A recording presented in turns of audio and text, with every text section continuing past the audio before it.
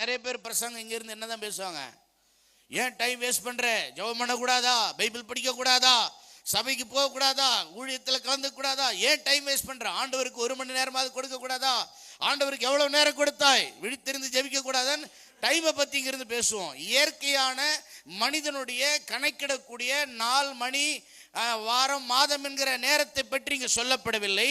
இங்கே சொல்லப்பட்டிருக்கிற வார்த்தை கைராஸ், கிரேக்க வார்த்தை. அதனுடைய அர்த்தத்தை நம்ம பார்த்தோம்னா இட் இஸ் காட்ஸ் டைம். சொல்லுங்க, காட்ஸ் டைம்.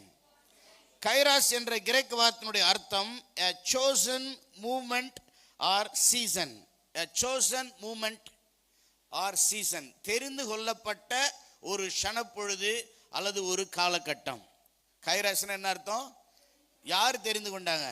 தேவன் தெரிந்து கொண்டது, இல்லையா? இது நாட் ஷெட்யூல்டு ஆர் கவுண்டட்.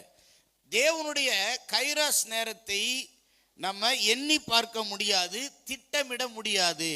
ஆண்டவருக்கு யாரும் பிளான் கொடுக்க முடியாது.